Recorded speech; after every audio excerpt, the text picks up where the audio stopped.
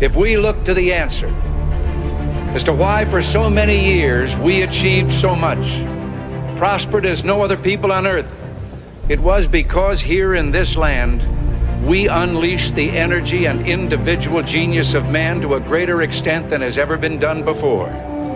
Freedom and the dignity of the individual have been more available and assured here than in any other place on earth.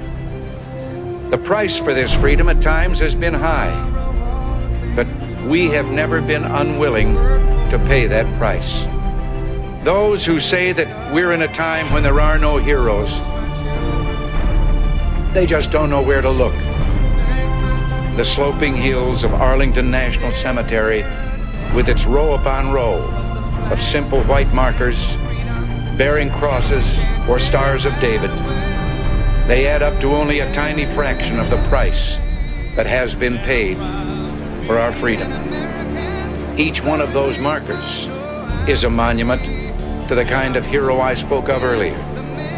Their lives ended in places called Belleau Wood, the Argonne, Omaha Beach, Salerno, and halfway around the world on Guadalcanal, Tarawa, Pork Chop Hill, the Chosin Reservoir, and in 100 rice paddies and jungles of a place called Vietnam.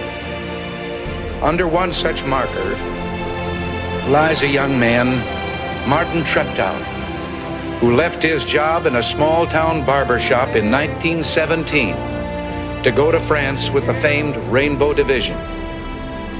There on the Western Front, he was killed trying to carry a message between battalions under heavy artillery fire.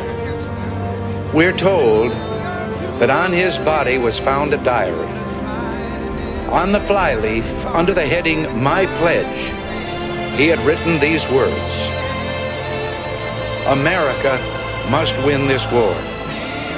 Therefore I will work, I will save, I will sacrifice, I will endure. I will fight cheerfully and do my utmost as if the issue of the whole struggle depended on me alone.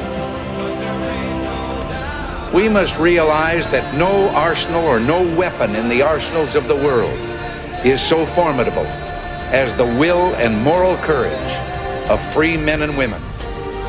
It is a weapon our adversaries in today's world do not have. It is a weapon that we as Americans do have. Let that be understood by those who practice terrorism and prey upon their neighbors. As for the enemies of freedom, those who are potential adversaries, they will be reminded that peace is the highest aspiration of the American people. We will negotiate for it, sacrifice for it. We will not surrender for it now or ever. We are Americans. My fellow Americans, I am deeply troubled with the direction of our country.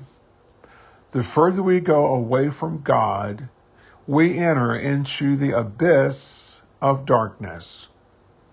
Many lives has been given for us to enjoy our freedoms. I too agree with President Reagan. We are that shining beacon on a hill.